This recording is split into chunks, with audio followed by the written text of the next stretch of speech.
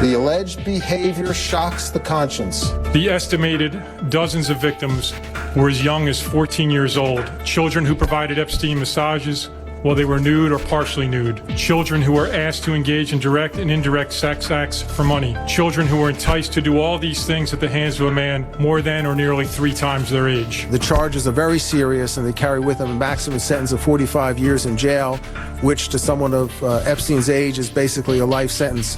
So we think he has every incentive to try and flee. When you have 2 planes, we think that's a very real risk.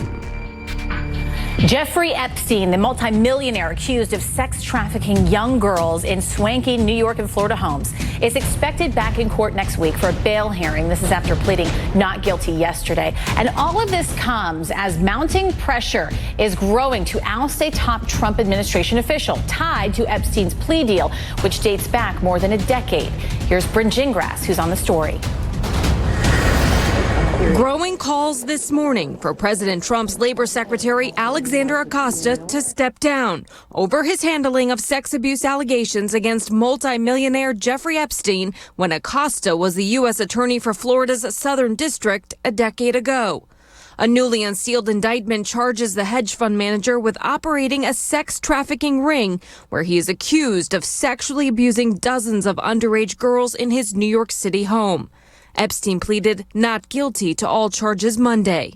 As alleged, Epstein was well aware that many of his victims were minors. And not surprisingly, many of the underage girls that Epstein allegedly victimized were particularly vulnerable to exploitation. According to the New York indictment, Epstein ran a trafficking enterprise between 2002 and 2005.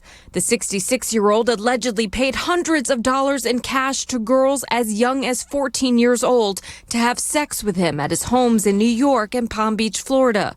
Prosecutors say a search warrant executed on his Manhattan townhouse uncovered a vast trove of lewd photographs of young-looking women or girls. The indictment is a direct rebuke of a secret non-prosecution agreement Acosta negotiated with Epstein's high-powered attorneys in 2008, which suspended a federal grand jury investigation into the allegations against him. In exchange, Epstein pleaded guilty to 2 state prostitution charges.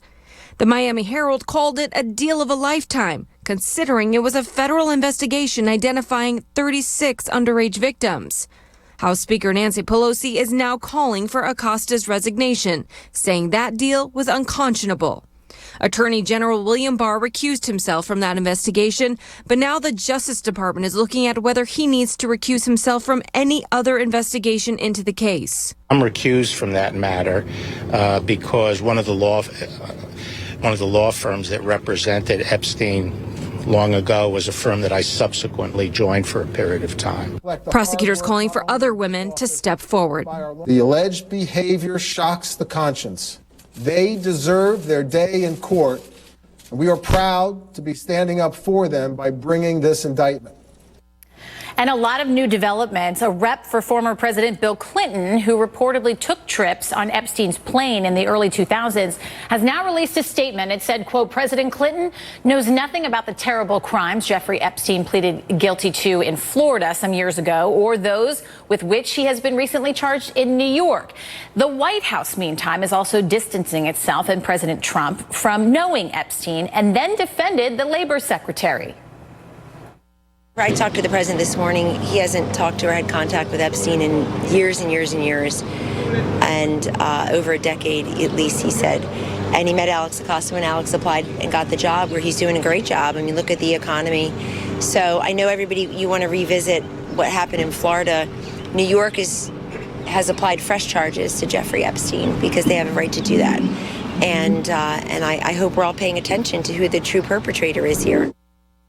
There is also a new response just out from Alexander Acosta himself. He tweeted this out, quote, the crimes committed by Epstein are horrific, and I am pleased that New York prosecutors are moving forward with a case based on what he says is new evidence. Joining me now to discuss, Ambrosio Rodriguez. He's a former prosecutor and criminal defense attorney in Los Angeles. Ambrosio, I was struck. You called this the most remarkable case you have ever seen. Right, because in terms of corruption, I mean, that's really a big part of the case. There's two aspects of this case, right? It's Epstein's abuse of these girls, and we should just call them what they are. They are children, which went on. It was something that he had so much money and he had so much influence that he didn't work alone, right? He had other people that worked for him that allowed this to happen, an entire staff that knew and saw these girls coming in and out of the house. I mean, a 14-year-old girl looks like a 14-year-old girl who would go into his massage room and pleasure him, right? And these girls would recruit other girls. And now that there's this level of corruption in which a plea bargain that was made that I've been a lawyer now 22 years. I have never seen anything like this before in my life. I mean, this is something out of kind of a John Grisham novel.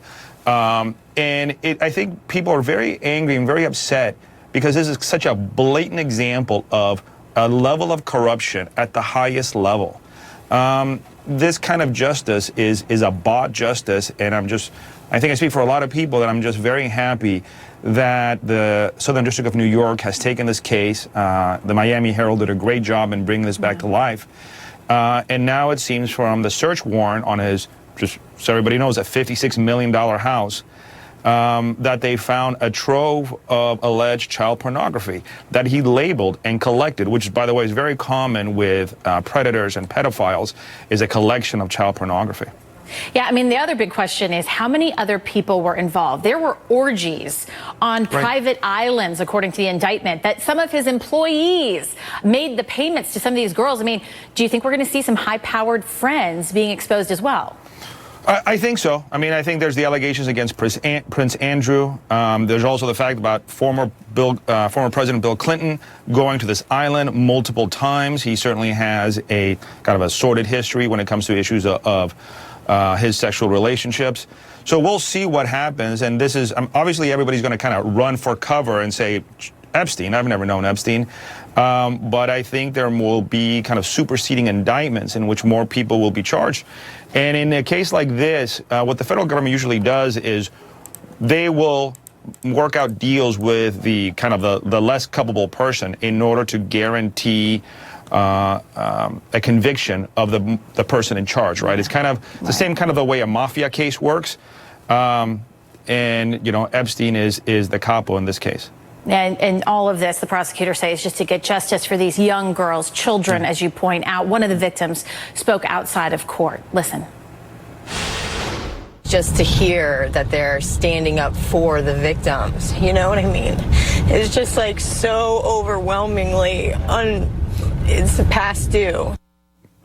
I mean, one of the lawyers for the alleged victim says that they have gotten 4 phone calls over the last 24 hours. And we still don't know how many more there are out there. Well, right. And Epstein's kind of has a scorched earth policy, right? Because there was another case, a civil case in Florida, in which he actually kind of fabricated evidence against a civil attorney in the civil case against him and tried to destroy this attorney who was just trying to get justice for his victims, for the victims in a civil case.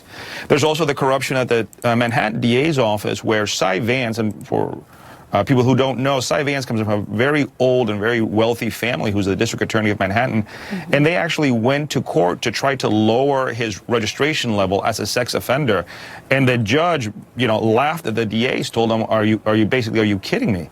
So there is so much money being thrown around, and it has been thrown around by Epstein for a very long time. Yeah. You know, look, his current attorney was actually my professor in law school a long time ago. I mean, he is one of the toughest defense lawyers in America. So it's going to be a long fight.